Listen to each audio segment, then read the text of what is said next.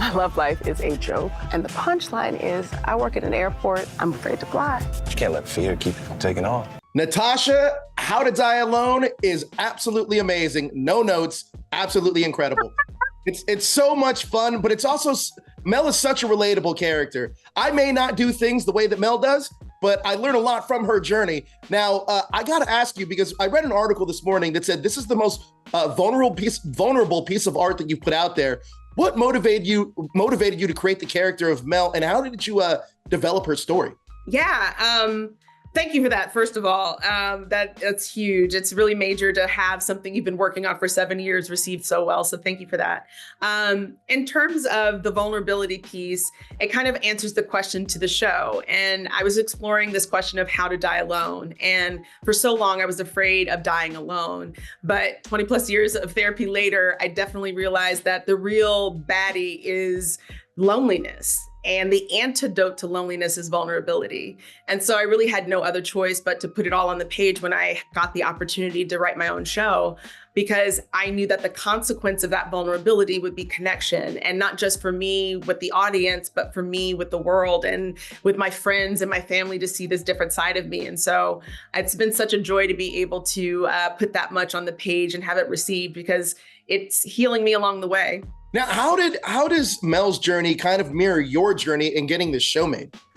Well, I think once she becomes activated and goes after what she wants, it's kind of a dogged pursuit of her living her life to the fullest. And it was a dogged pursuit to get this show made. I worked on it for 7 years. And I think for me, I was so motivated and energized to make this happen, because when you're a writer and a creator, you have many opportunities to give up. And so at every one of the crossroads where it was just like, oh, I got to know from this person, or this is being delayed, and all of the regular hurdles that, creatives, cross in LA, I just knew I had to keep going. And I think that is also very Mel. You hit a wall and you keep going, because she's a Roomba and so am I. Yes, I love that. I love that. Now, I love that this is set at JFK Airport. I have a lot of friends that work at airports, and I hear about the subcultures that are going on there. Can you talk about the significance of setting the series at JFK Airport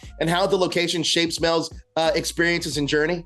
Yeah, absolutely. I think for me, JFK is such an amazing petri dish to tell a story. You get so many cross sections of life. And I think more than anything, I'm a voyeur. I love watching people. I think as an actor, we watch and study human behavior as a part of the job. And there's so much going on at an airport. And oftentimes you'll find me with my giant headphones on, I'm playing some sort of music, and I'm looking around and all of these scenes are appearing in front of me. I'm like, those two guys on the ramp are like talking about the girl that's walking by, or pointing to the girl on the plane. And you get to see all these stories start to bubble up when you just pay attention. And so I want the world to pay attention to this group of people that have kept us afloat, getting to and from wherever we're going. Absolutely. Now, Mel's journey is triggered by an accidental brush with death. Can you talk about how that moment acts as a catalyst for her transformation and what she learns along the way? Yeah, 100%. I think whenever we're met with those pivotal moments, those,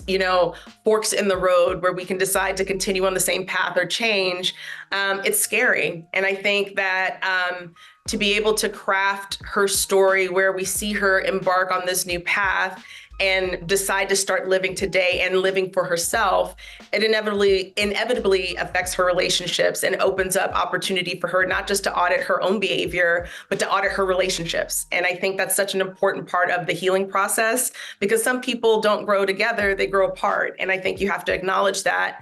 And it's just such a healthy way to view relationships and to view these moments of change, that you really need to take stock of who is really invested in your living your best life, and then who's holding you back. And yeah, I loved being able to play with that sort of fork in the road pivotal moment in that way.